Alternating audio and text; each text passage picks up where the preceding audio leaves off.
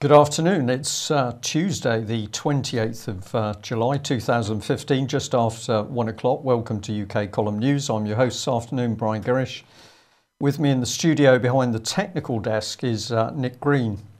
Well, what's the weather? Not too bad in Plymouth, so we're doing okay, but I've got mixed reports across the country. I think it's a bit gusty in Brighton. I've got wet and windy in some places in Wales, dry in Rhondda though, drizzly in Norfolk, and I've got nothing north of the border at the moment. So a mixed bag at the moment, pretty typical July summer's day really, I suppose, for the UK.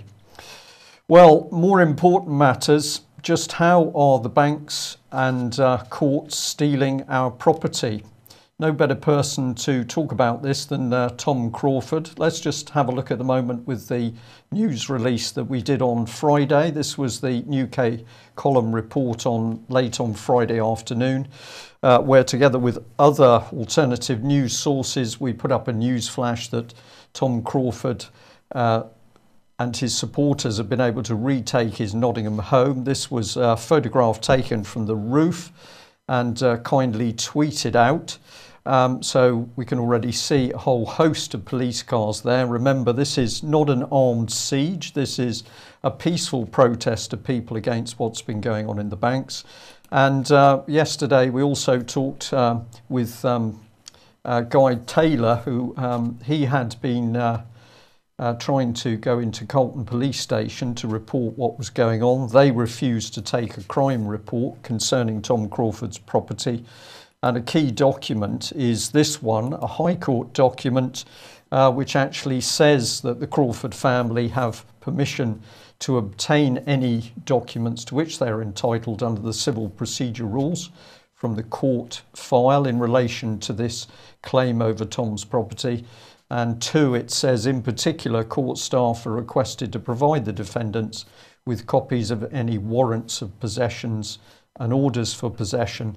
And of course it was the warrant for possession which Guy Taylor described as a unicorn, saying he didn't believe it existed. Well, let's hear from Tom Crawford. Tom, good afternoon. How are you? Good afternoon. I'm fine, the family's fine, and we're all fit and battling away. Good. Well, obviously the events took a turn for the worst over the weekend. I think early hours of Sunday morning, police really took steps to get people down off the roof of your house, including, I understand, doing a lot of damage inside the house, metal rods through the ceilings. But ultimately it was agreed that your team would come down off the roof, I think on Sunday morning, and then they were arrested. Can you tell us exactly what did happen, please?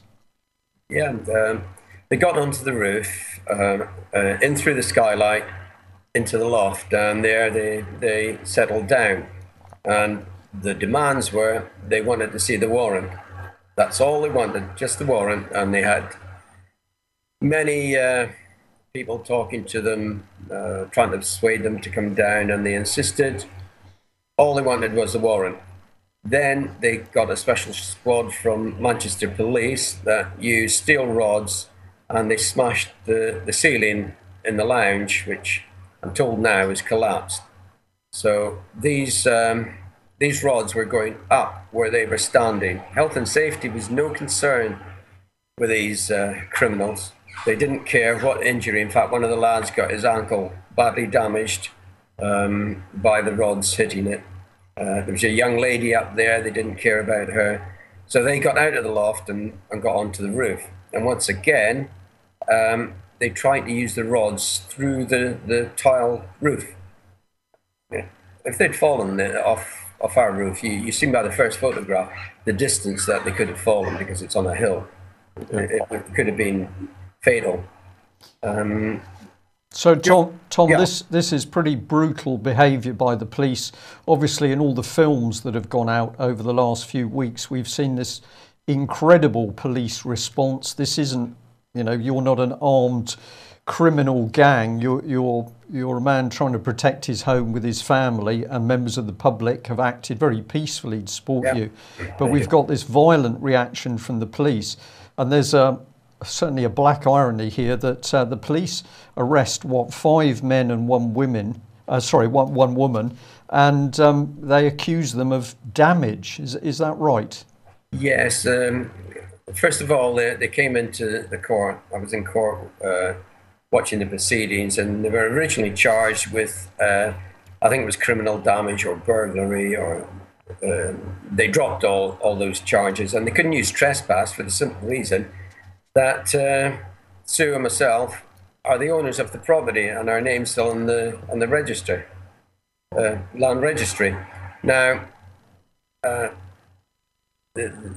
next thing they did was they appeared in the court, and the judge, Judge Divas, he said these charges aren't right. There's something wrong with them. They're not correct. It's more serious than this. And he proceeded to say the charge should be a fray. He took over from the CPS. He was being judge and jury. He was bringing the charges. He should have been independent to judge the case. But no, he changed the charge, which is a much more serious charge.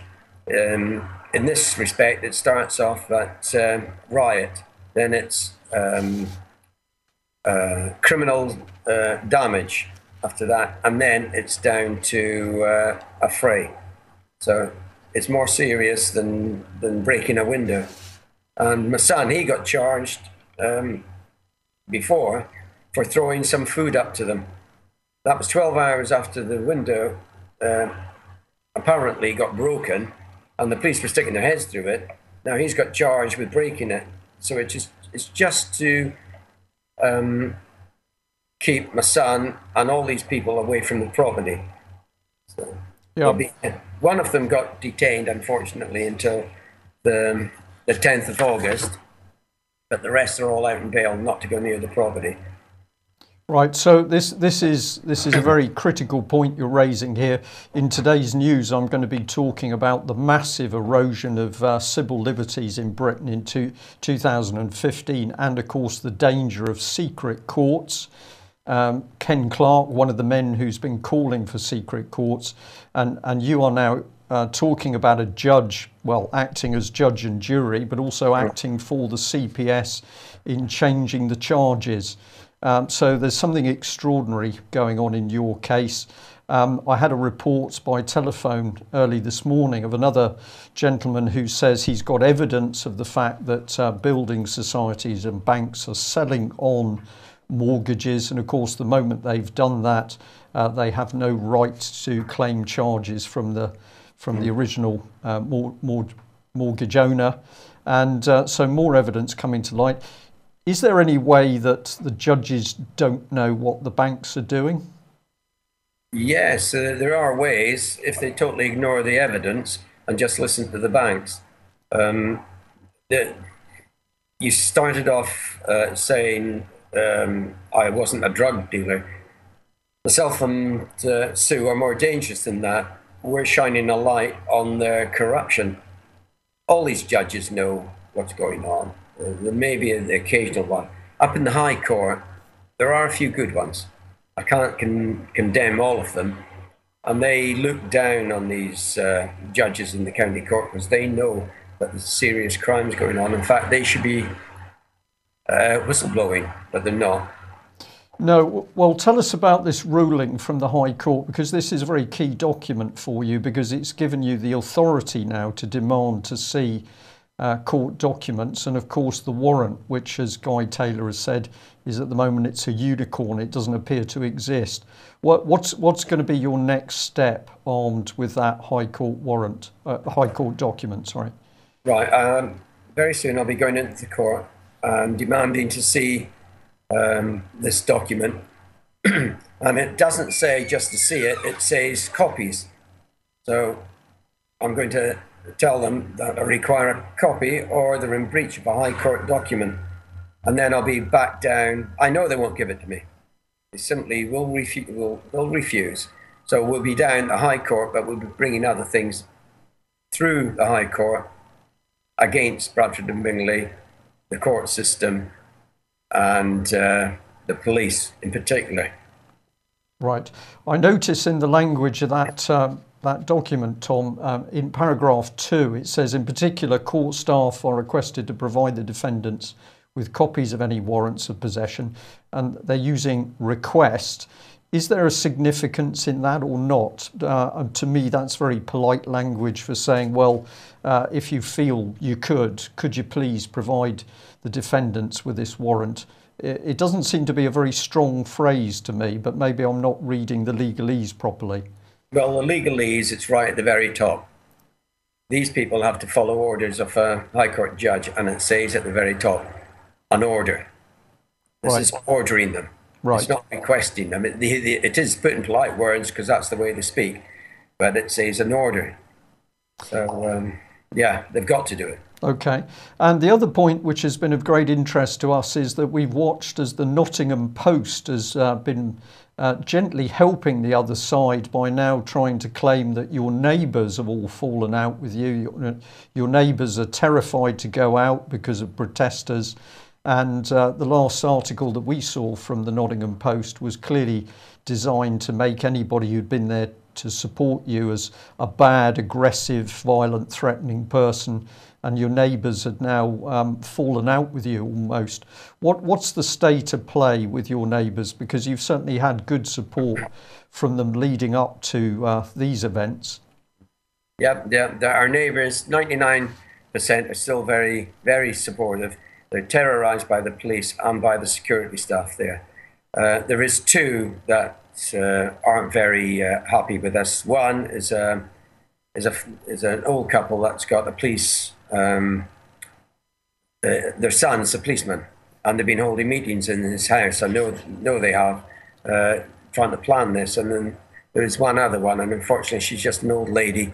She's a little bit demented, dementia, and she does shout at people, and so that's the type of people they would like to interview, not our normal. Well, just to take you up to speed, with all the things that's going on with the people, the security, these neighbours have been terrorised. They've been in touch with the council, and they had the councillor down, and they've been in touch with the police, and neither will help. Now, the people there are majority Muslims, and they're going into the centre of not very good Muslims because they get drunk at nights, but they go into the centre of our little chase, form a circle, and then I'll start praying. Well, I went down to see the imam and said, please go down, see if you can calm these people down. So it's only been me that's actually tried to do something, while the council and the police abandoned my neighbours. I think that speaks volumes for our family and speaks volumes of the police. Right, Tom, and lastly, what support, if any, have you had from your local MP? Oh, Vernon. He's very good at sending emails, but he's trying to get credit, I'm told, about some of the things that he's going to look into it. He didn't need to look into it if he did his job in the first place. He sent a request down to the Justice Secretary to look into the request for a hearing, which was denied by the court, which they had no right to do. We still haven't heard. That's the nearest thing to helping my family. He's done nothing for anyone else. Right. Tea shops is the type of thing. Fates. He's very good at fates. Okay, and Tom, as a last comment before I must move on, what would you like? How can the public continue to help you? What would you like to see people doing, not only to support your case, but in broader terms? Well, the reason why all this police activity is taking place is to frighten the general public. You come against the banks and the courts, and this is what we'll do. Don't be frightened. Don't be intimidated by these people, because if you do allow them to do this, people will suffer. Not just my family. I'll keep on fighting, but there's other families there that need support. So write your MPs, write requests, freedom of information. For one, I'd like you to write in and ask the police not how much this has cost, how much have they received, and who is the paymasters behind all of this. just simply get onto all the channels, watch this UK column, support anywhere that you feel you can support. Okay. Well, Tom, we will do everything that we can to continue supporting you. And I think you're absolutely right. Although we know most of the MPs don't want to act, they're either complicit or they're too frightened. Communication and people banging on their doors does keep them under pressure. And that's what we've got to do. Okay, well, we will say all the best to you and your family. We'll continue to report, and thank you for joining us today to bring us up to speed with what's happening. Thanks you. Thanks very much, and any updates, we'll let you know. Okay, thank you. Thanks, Brian. Well, there we are. We are really getting into the heart of what's going on in Britain under David Cameron's Conservative government. And what are we talking about? We're talking about the theft of private property through corrupt courts, fraudulent documents, and above all, we're now starting to see how the corrupt international banks are simply hoovering up property under criminal companies that are literally stealing property. Well, Tom Crawford's also mentioned, of course, problems inside the court. This is a subject which the UK column has consistently been warning of. The so-called secret courts used to steal children, secret courts used to cover up dirty dealing. With the case of Melanie Shaw, secret courts used to imprison a child abuse victim. Well, we just remind ourselves that the prosecution is summing up today in the Bedfellows versus the Crown case. This is to do with allegations of sexual assault against Ken Clarke. It's been noticeable that mainstream press have not been reporting ever since the opening statements that Bedfellows claim was a fantasy. But we are now starting to see the odd report. The Guardian here showing a fairly weak article, again saying that the actor's sexual assault claims are preposterous. So Ken Clarke saying that the allegations were something like something to do with aliens, a very strange statement. What we'd like to remind the public is that Ken Clarke, of course, has been a strong supporter of secret courts. Why would that be? Well, if we look at other members of the political establishment, we can go nowhere better than Lord Sewell, who's finally decided that he should quit. He's going, having boasted of having sex with a BBC presenter, no surprise there, and seeing 13 mistresses, and of course being on film, apparently taking cocaine. He has said this: the question of whether my behaviour breached the code of conduct is important, but it's essentially technical. So this man doesn't really seem to have any regrets about what he's done. Maybe the UK column is going to shock some of our viewers and listeners today by saying we think this man should stay in post, because surely he is a perfect ambassador for the type of person that we've now got not only in the Lords but in Westminster. So he's previously been in the job of standards in public life, monitoring what goes on amongst the people in the Lords. We think Lord Sewell should stay in post, because now we can see exactly the type of person who's governing us, and we've got no worries about ifs or buts.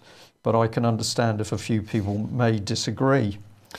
Well, what are these people up to? Well, what they've been doing over recent weeks is imprisoning child abuse whistleblowers.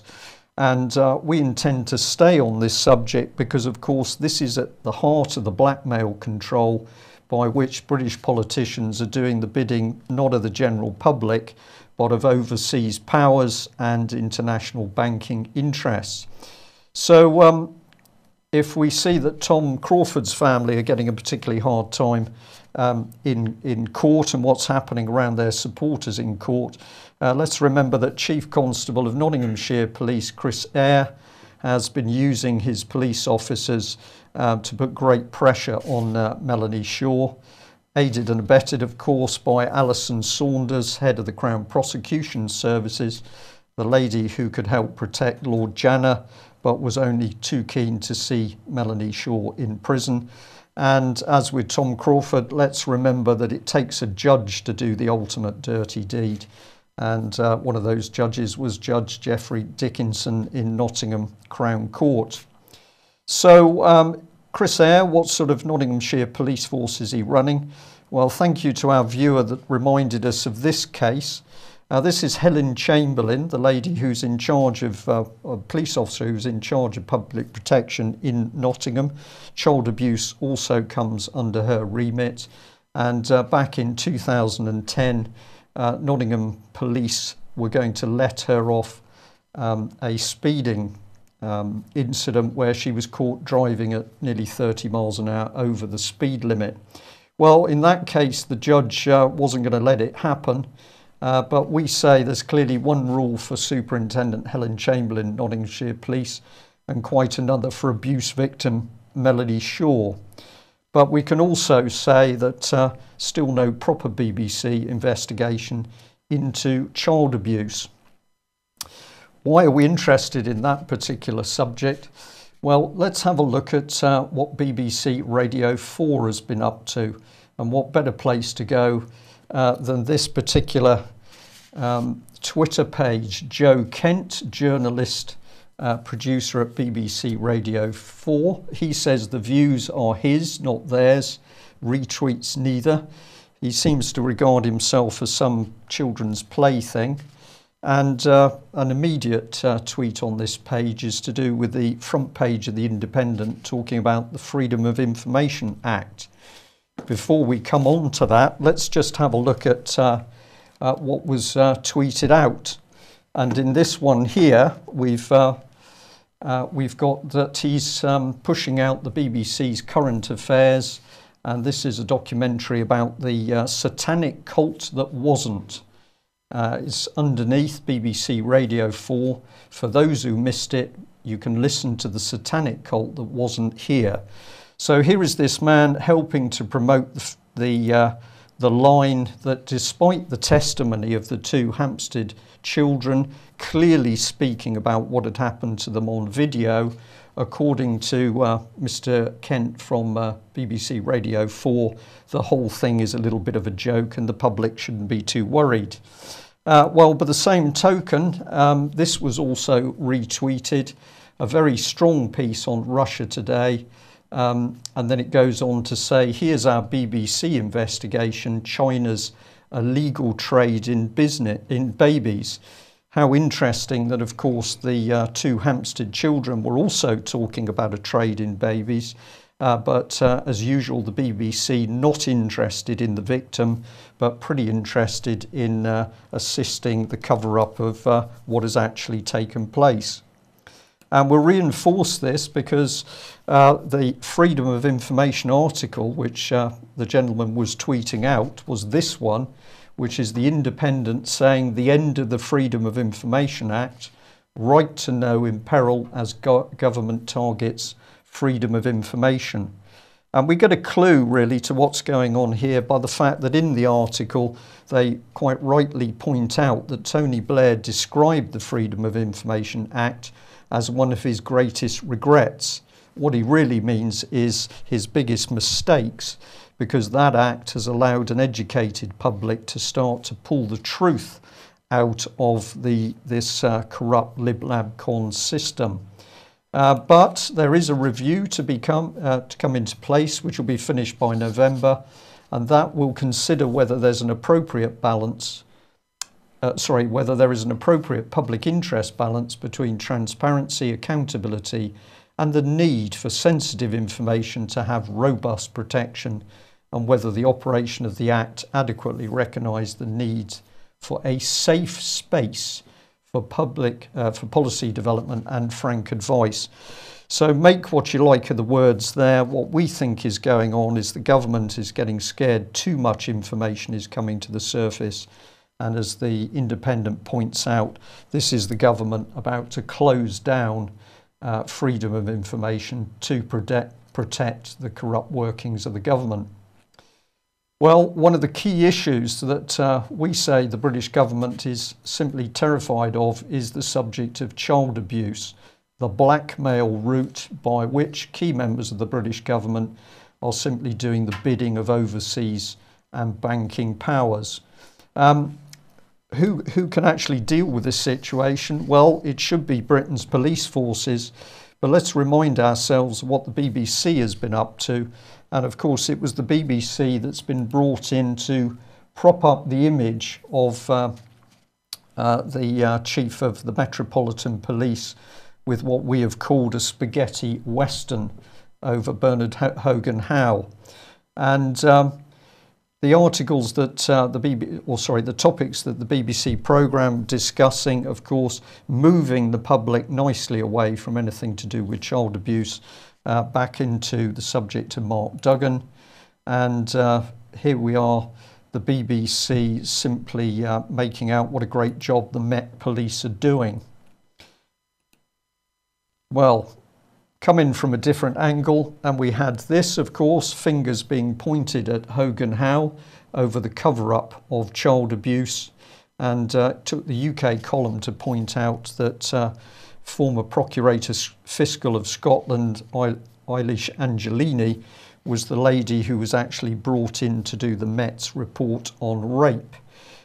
So everything above board there. BBC, of course, makes light of Jimmy Savile's abuse of children, and this is where Andrew Marr was simply saying, well, of course, really, it's only good for a subject like a play.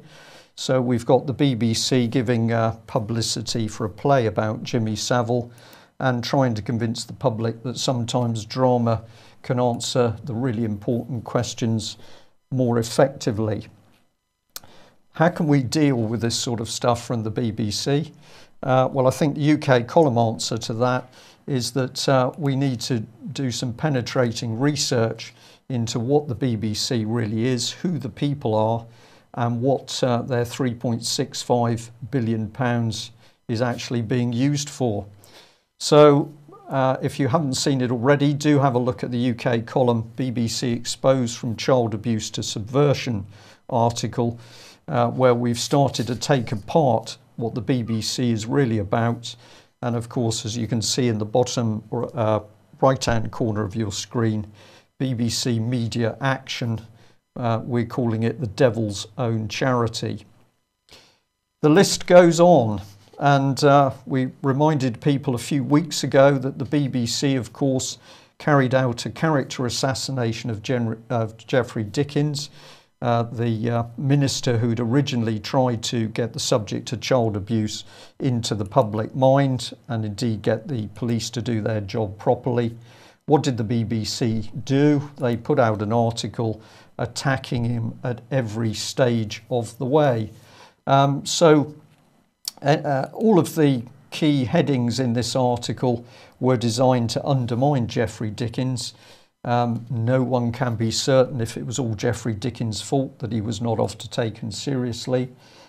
He was a bit of a parliamentary buffoon, and the trouble with Twinkle-Toed Dickens, who enjoyed telling tales of his exploits at tea dances, that he never seemed to be quite sure the difference between the trivial and the serious. So this is a carefully crafted BBC article designed to undermine the person who was trying to get the truth out about, of course, widespread child abuse within Britain's political elite. It goes on. The BBC here setting up a letter designed to deceive the public.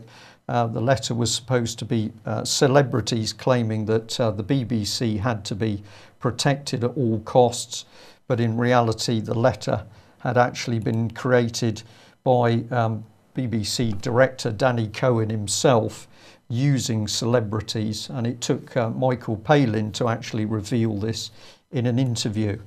So the BBC, set up supposedly to provide the British public with a truthful agenda, simply falsifies information in order to deceive the public, and this organisation is allowed to stand. Could it be any more blatant? Well, I think the answer to that is yes, because ironically the BBC has got the very film footage which tells the nation that British politicians were involved in paedophilia, and what happened when they were involved in paedophilia? Well, of course, that knowledge was simply used by the political party to blackmail them. Don't believe UK Column? Let's have a look at a screenshot of the BBC film footage in which Tim Fortescue, Conservative whip, 1970-73, said this: "It might be a scandal involving small boys, anything. They, the members, would come and ask if we might help." So he was a whip, and what he's openly saying is that politicians who'd run into trouble with small boys incidents, came to the whips, and the whips helped them because once they'd done that, they effectively owned that person. And yet this is the same British government, the same Conservative Party that says nobody knew about child abuse. We say, of course they knew, and so did the BBC. Stay with us on this one, because we see at the moment that there is a big attempt by the BBC, amongst others, to pull public attention off child abuse. And of course, why do they want to do this? Because the government is adamant they want it swept under the carpet. So here was the diagram that we did some time ago, showing all of the people intimately connected with Jimmy Savile, including the British royal family, Margaret Thatcher, the police, security services, Tony Blair, Gordon Brown, and supposedly none of them knew he was a paedophile. Sky News reported that dossiers on perverts in government had been hidden. Nobody knew. Why does nobody knew? Well, David Cameron's spilling the beans here because he says it's all nonsense and we should move on from what he calls historic child abuse.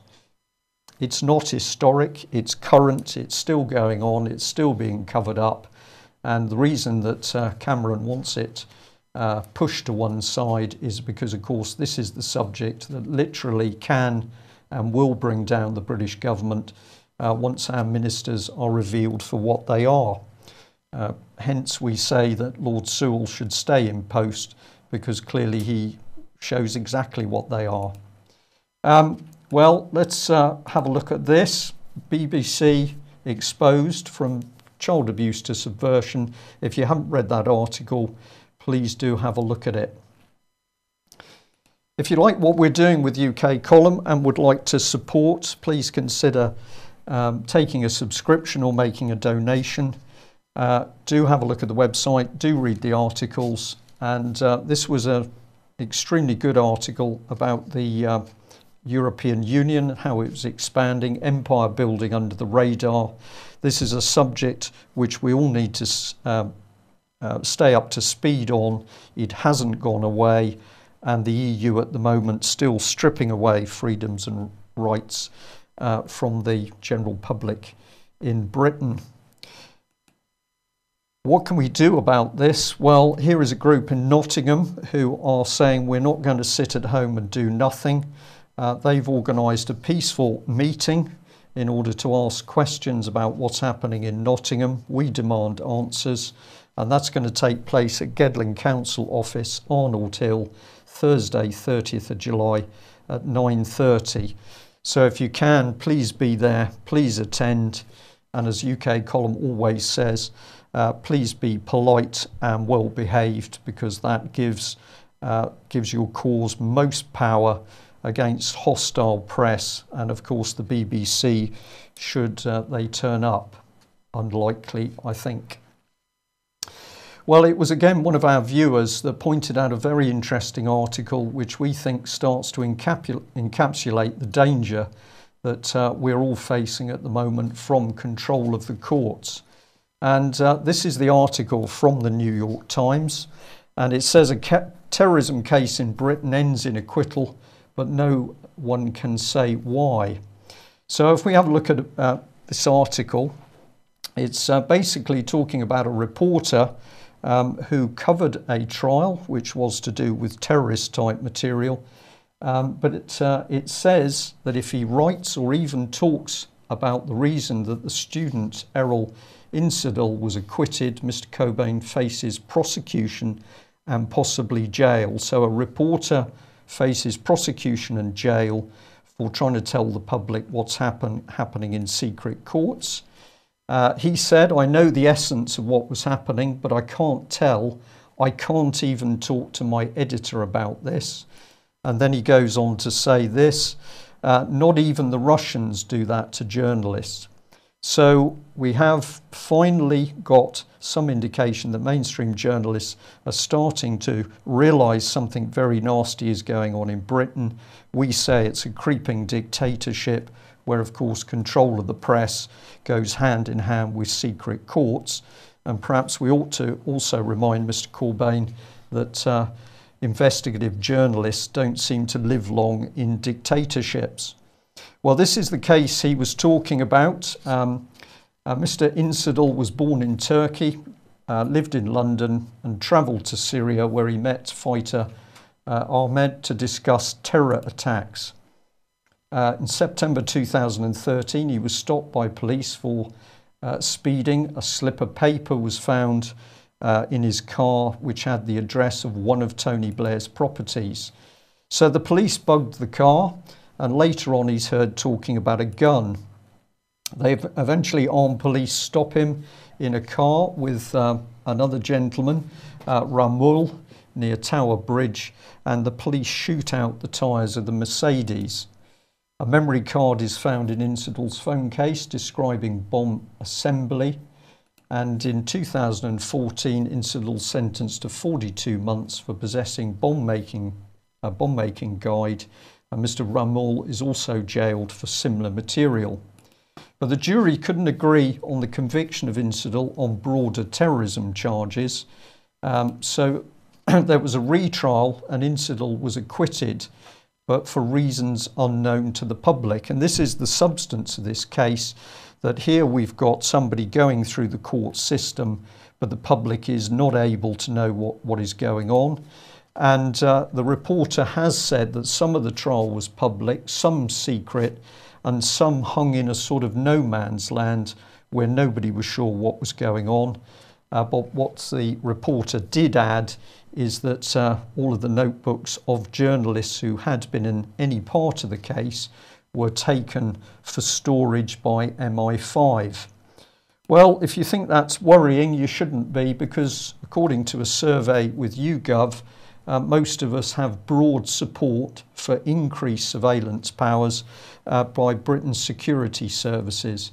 And we've apparently said that police and intelligence agencies should retain communications data for 12 months. Well, I don't think I gave my permission for that, and I certainly wouldn't. But here is spinning of the truth.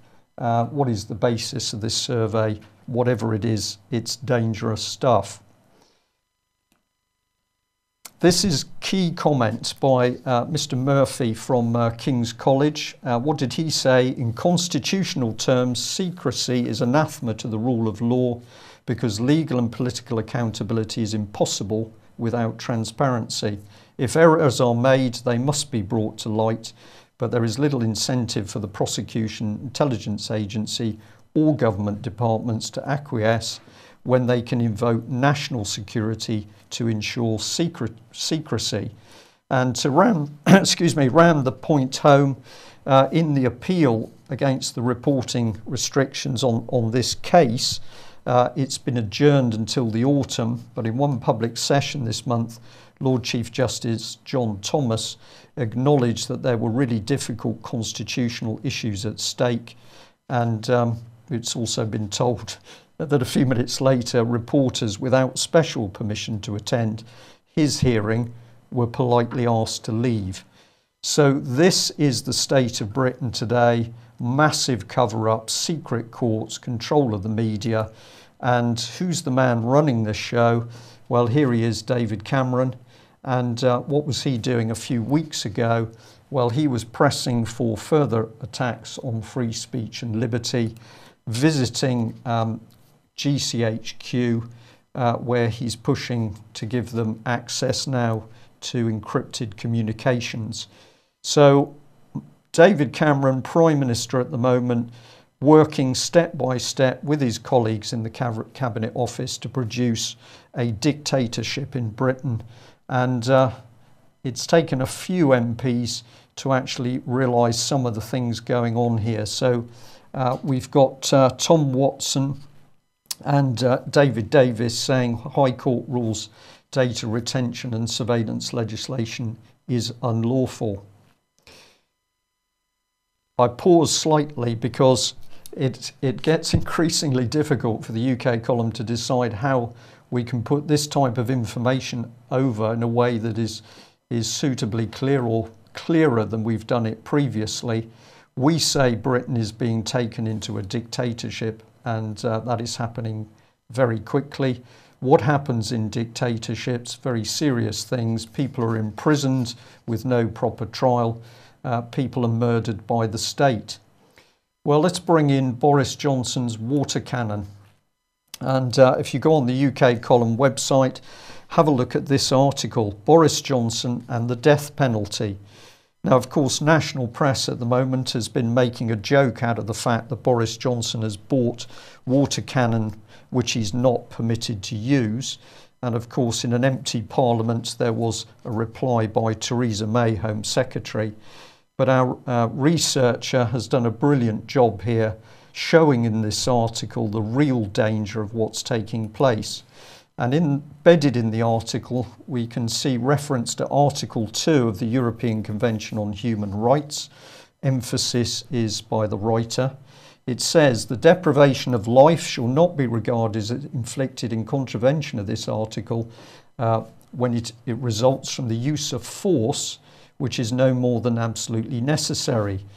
A, in defence of any person from unlawful violence. B, in order to effect a lawful arrest or prevent the escape of a person lawfully detained. C, in action lawfully taken for the purpose of quelling a riot or insurrection. And as the writer points out, this actually means that should somebody be killed by the power of one of these very powerful water cannon, well, the government hasn't got to do anything. Boris Johnson doesn't need to do anything.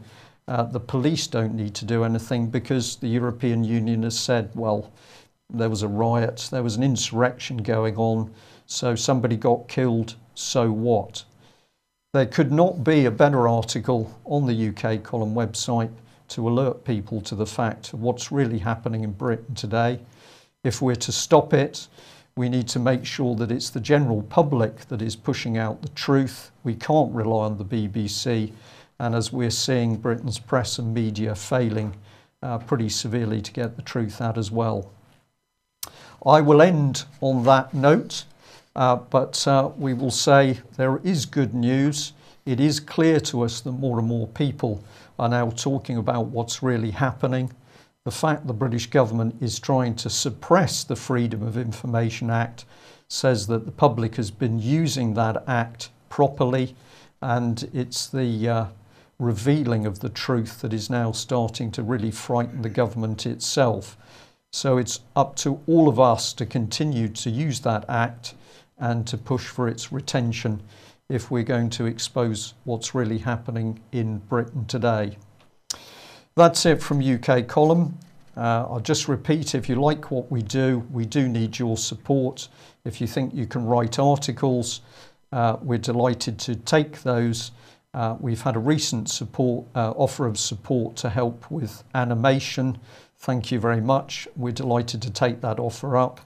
But if you think you can assist in any other way, please get in contact with us, because our prediction is that as time progresses this year, we're going to need more and more people to work to expose what's really happening in this under this vicious government of David Cameron.